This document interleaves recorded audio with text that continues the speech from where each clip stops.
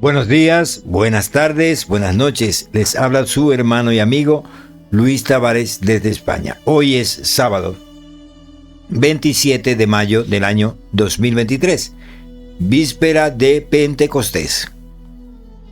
Seguro que usted ha escuchado hablar de Pentecostés.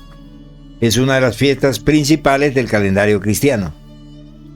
Se le llama el cumpleaños de la iglesia, pero es algo más profundo porque Pentecostés tiene que ver con tu vida, si perteneces o no al reino de los cielos. Como Jesús le dijo a aquel hombre, es necesario nacer de nuevo del agua y del Espíritu si quieres entrar en el reino de los cielos.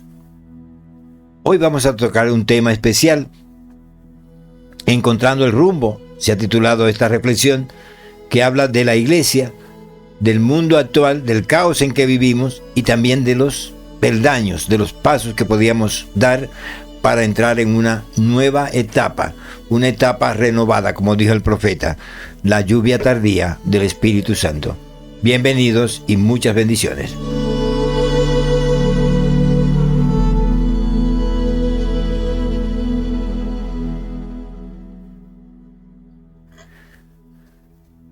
Me voy a permitir comenzar con una mala noticia. Una que es conocida por todos y que se refiere al caos en que viven las sociedades y generaciones actuales. Para algunos, el mundo se asemeja a una nave dirigida por un inexperto capitán que no sabe el rumbo que tomar. Mientras la tripulación se empeña en destruir el aparato, la nave, y pelearse unos contra otros hasta el exterminio total. Algunos dirán que esta no es una situación nueva, que ya en el mundo siempre ha habido guerras, calamidades, desastres y que el caos parece ser la condición connatural de la especie. Una especie que siempre ha vivido al borde del abismo, como un trapecista que se balancea en la cuerda floja. Entonces, no hay nada que hacer, solo tratar de sobrevivir en medio de la tormenta. Siento mucho tener que coincidir, en parte, con los que asumen esta última postura.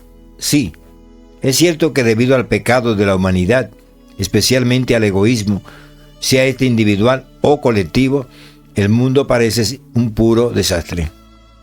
Pero en lo que no puedo estar de acuerdo es en su postura derrotista que proclama que no es posible hacer nada.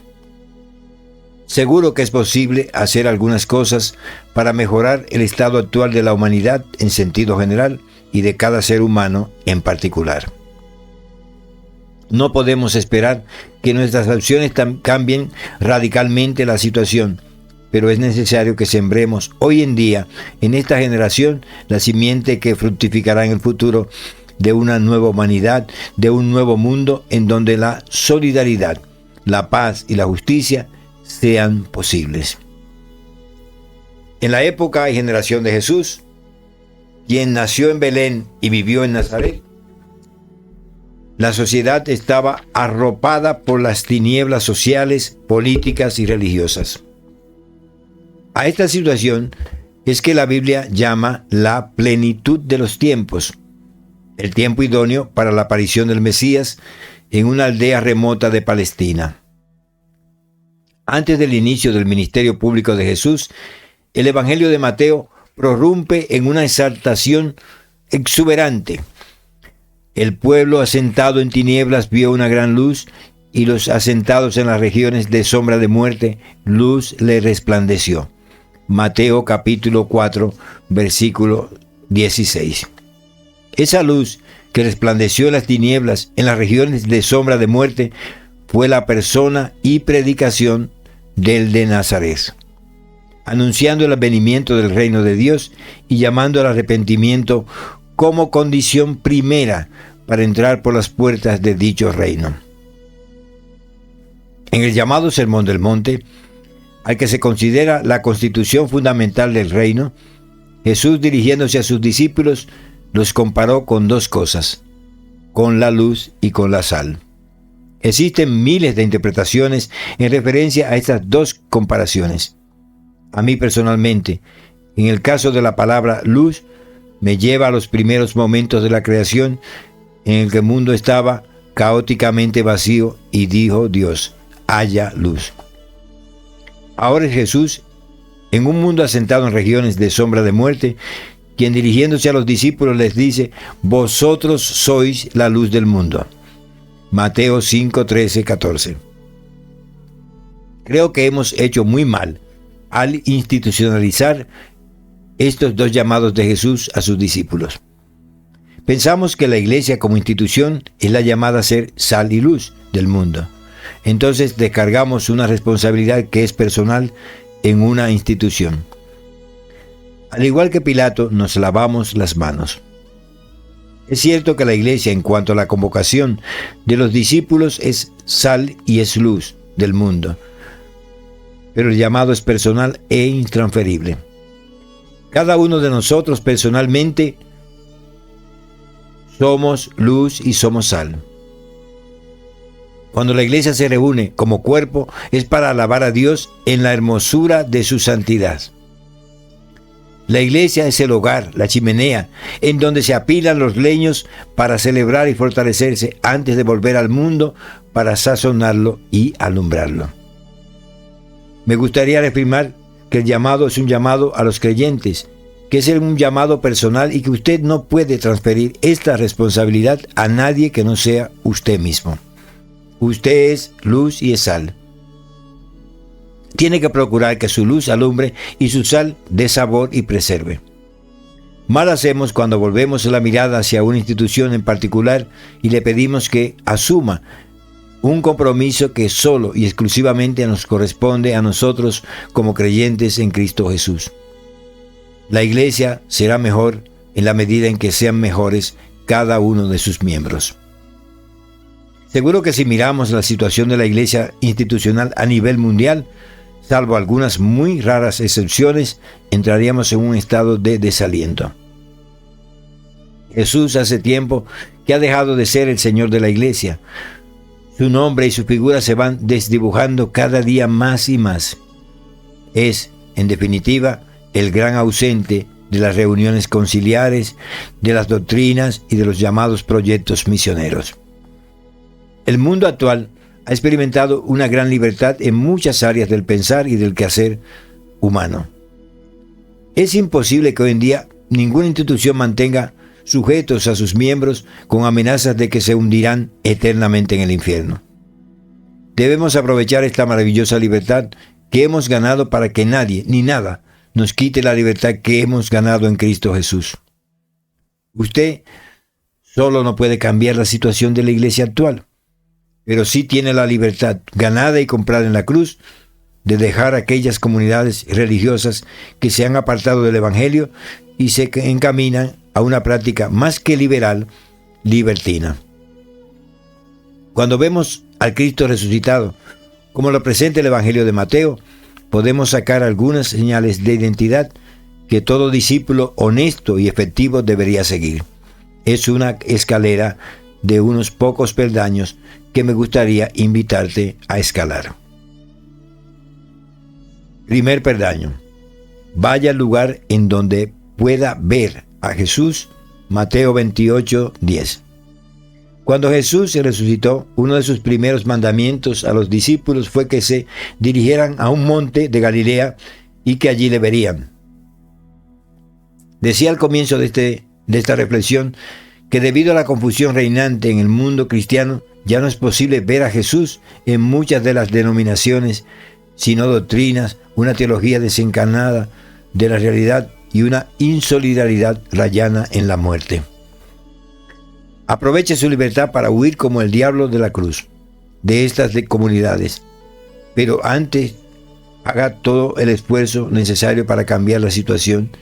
Pero si ve que no es posible, no se amargue y tenga una vida religiosa poco plena, sino que busque otra comunidad, otro grupo de hermanos que con corazón sincero traten de vivir su fe con honestidad. Seguro que también habrá problemas, pero es mejor estar allí que en cualquier otro lugar. Mateo 28, 16. Segundo peldaño: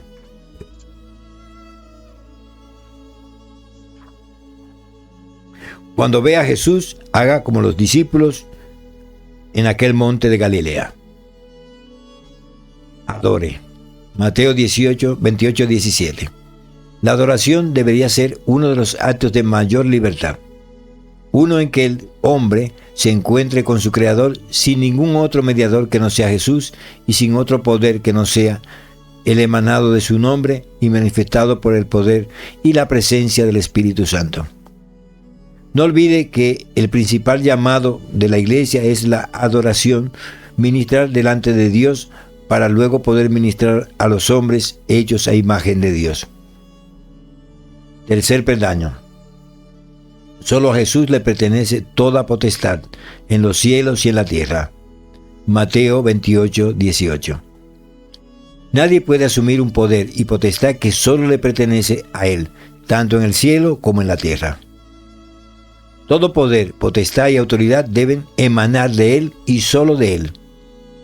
Cualquier comunidad de creyentes que fundamente su poder y autoridad en algo fuera de Jesús y del Evangelio del Reino es una comunidad que ha trastocado sus caminos y perdido el sentido de su existencia. Vuelvo a repetir que ninguna persona, institución, organización, ministerio, etc., puede ni debe asumir el poder y una autoridad que solo le corresponde a Jesús de Nazaret. Cualquier poder y autoridad debemos recibirla de Él y solo de Él. ¿Cómo reconocer que una comunidad de creyentes tiene autoridad y poder? Jesús dio esta autoridad y ese poder a los discípulos para que manifestaran las señales de la presencia del reino. La expulsión de los demonios, la sanidad de los enfermos, la liberación de los encarcelados. Cuarto peldaño. Los discípulos recibieron el mandato de discipular a las naciones. Mateo 28:19. Discipular no es adoctrinar, sino hacer que las personas adquieran el carácter y la visión del Maestro. Las doctrinas, la teología, los tratados religiosos no son malos en sí mismos, todo lo contrario, pero ellos no pueden sustituir al Evangelio de Cristo y tampoco pueden sustituir a las Sagradas Escrituras. Muchas veces lo que ha hecho los tratados de teología es manipular el contenido de la Biblia para adecuarlo a las pretensiones particulares de un grupo de personas.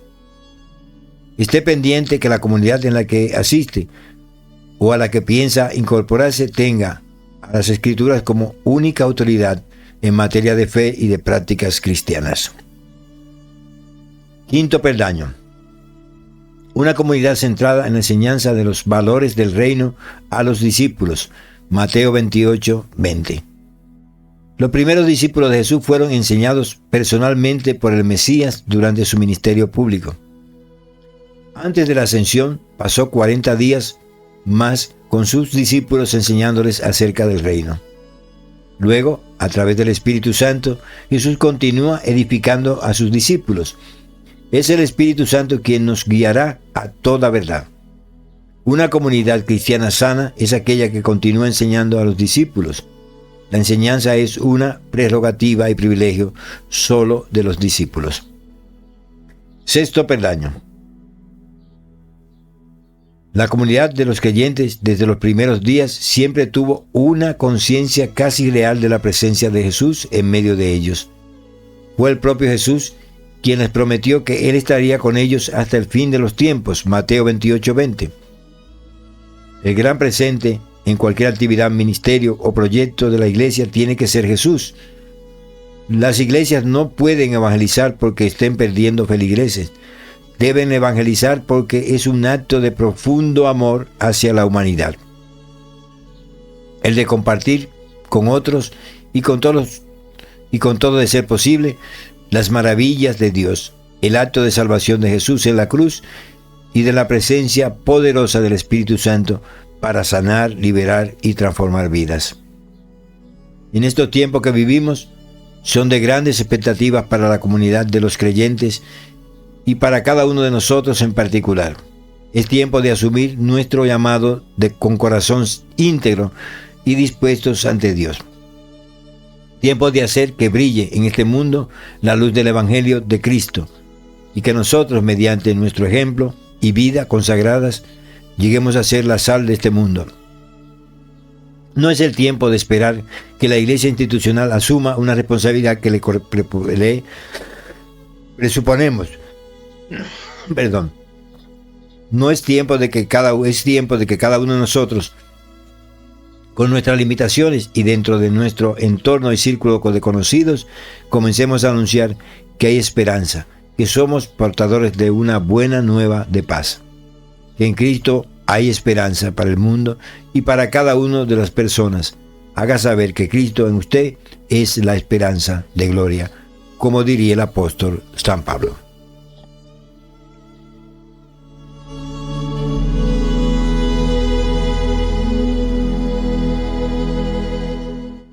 Ha estado con ustedes desde España su hermano y amigo Luis Tavares Tejeda. Te invito a que te hagas miembro del canal. Quiero dar muchas gracias a las personas que se han unido últimamente al canal. Que Dios los bendiga y los proteja. Que el Señor envíe sus ángeles para que los rodeen y les protejan de todo mal. Y a ustedes muchas bendiciones y feliz día de Pentecostés. Que el Espíritu Santo de Dios, la dádiva maravillosa del Padre Celestial, os bautice completamente y seáis llenados y completados en Cristo Jesús. Muchas bendiciones.